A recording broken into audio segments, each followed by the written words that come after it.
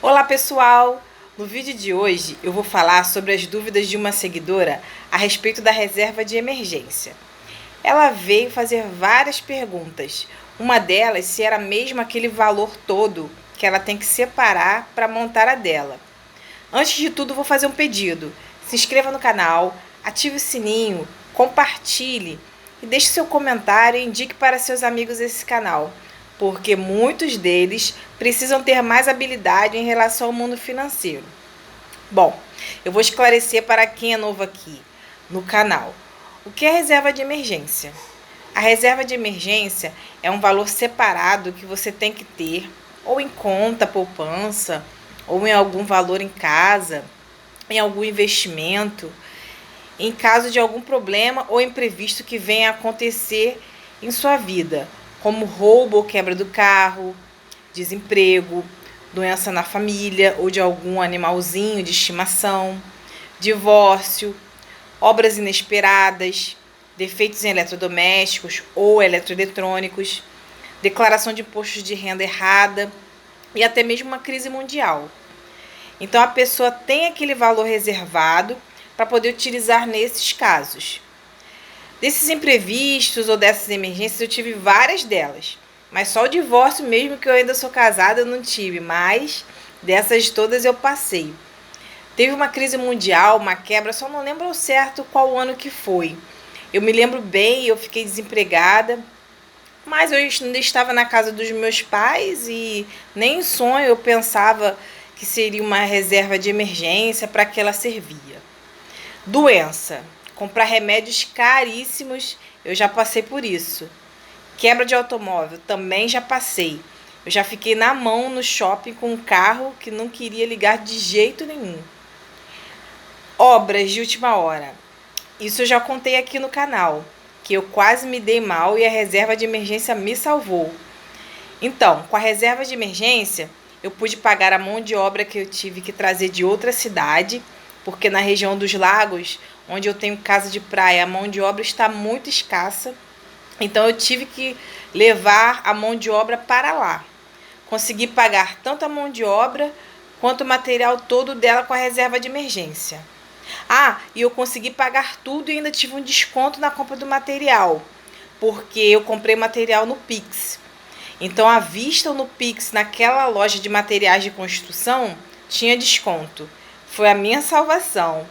Mesmo que eu tenha ficado triste, porque eu utilizei a reserva de emergência toda e ela ficou zerada, ao mesmo tempo eu fiquei aliviada, porque eu não precisei recorrer aos juros do cartão de crédito, eu não precisei recorrer a empréstimo bancário e também não tinha nenhum familiar para me emprestar o valor.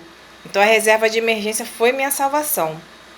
Uma outra emergência que eu tive, que vale a pena também comentar, já tem um tempo isso, é que eu fiz uma declaração de imposto de renda, mas eu fiz errada.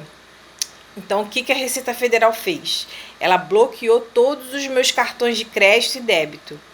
Eu não sabia o que estava acontecendo, nunca tinha acontecido isso comigo. Então, nesse caso, como a gente estava em um restaurante e eu não consegui passar o cartão de débito, a minha mãe que pagou minha conta. Dessa vez eu tive como recorrer a um familiar. E dias depois eu consegui saber melhor o que aconteceu. Eu fui no banco e eles me falaram que era problema com a Receita Federal. Então, nesse caso, a reserva de emergência ela tem que ser em dinheiro em espécie.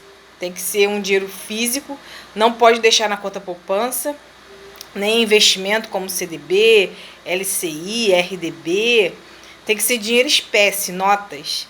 Depois eu vou explicar melhor como montar essa reserva de emergência física.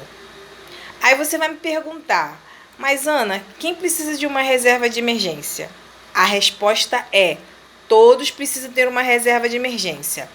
Autônomos, servidores públicos, empresários, CLT, aposentados, até aqueles que não investem precisam ter. Quem investe também precisa ter uma reserva de emergência, sim. Antes de começar a fazer o investimento, é importante ter uma boa reserva de emergência, porque até que a pessoa comece a receber os lucros desse investimento, ela vai ter imprevistos. A vida não é toda certinha.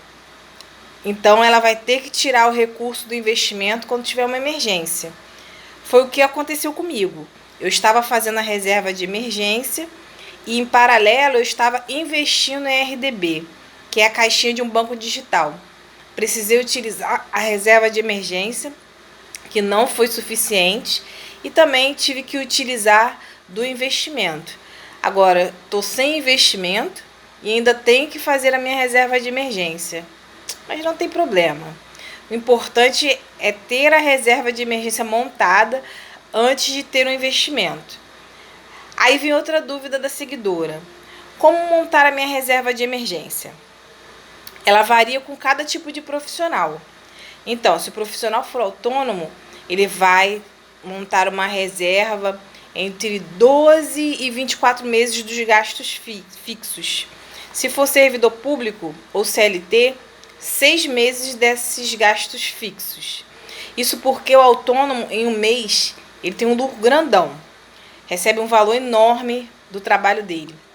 Mas há meses que recebe pouco, então ele tem uma renda variável. É imprevisível o lucro dele. Já o servidor público ou CLT tem aquele salário certinho, então é mais previsível o ganho deles, então podem fazer uma reserva menor.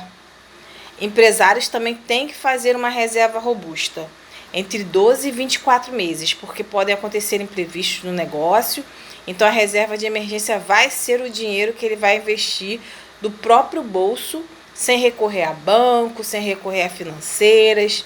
Vai ser o dinheiro que ele vai ter para poder suprir qualquer necessidade inesperada.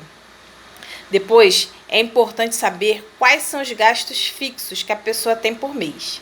Então, os gastos fixos, que serão os gastos essenciais, vão entrar alimentação, saúde, ensino, combustível. Esse é um exemplo. Aí a pessoa pergunta, ué, então meus gastos com estética não vão entrar nessa reserva de emergência?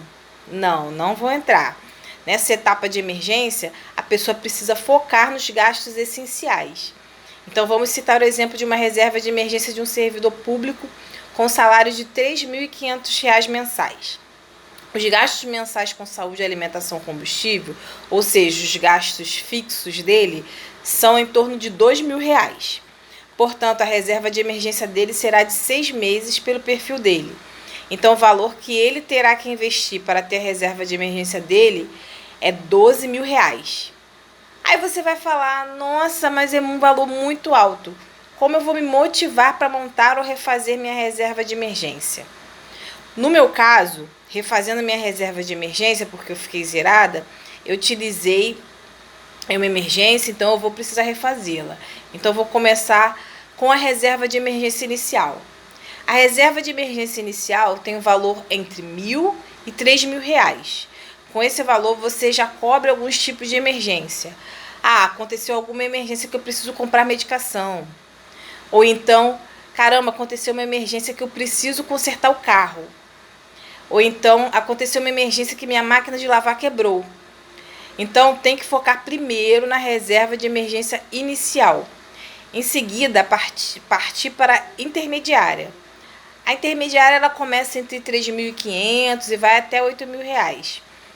E por fim, depois da reserva de emergência inicial e intermediária já estarem prontas, partir para a reserva de emergência completa, que aí vai de R$ 8.500 até R$ 12.000. Eu estou utilizando o exemplo desse servidor público com esse salário. Há pessoas que têm um salário menor, ganham um salário mínimo, por exemplo.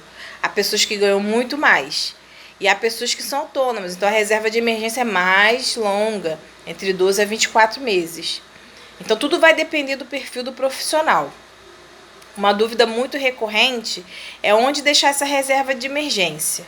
De início, deixe parte em casa e o restante do valor em uma poupança. Pesquise contas remuneradas ou as famosas caixinhas e migre o valor futuramente. Quando tiver mais segurança, pode começar a investir em CDB, LCI ou LCA, RDB ou Tesouro Selic. Mas o quanto deixar em casa? Deixe 2 meses da reserva em casa. Então, nesse caso do servidor público que eu falei, o gasto de R$ 2.000 mensais fixos, então ele vai deixar R$ 4.000 em casa. O restante vai colocar na poupança ou CDB ou Tesouro Selic. E é isso, pessoal. Espero que tenham gostado. Dúvidas? Deixe seu comentário que eu vou lendo e vou ajudando vocês. Não se esqueçam de curtir o canal. Pode mandar um e-mail para anapaulacunhas.anapaulacunhas@gmail.com para sugestões de vídeo. E até a próxima!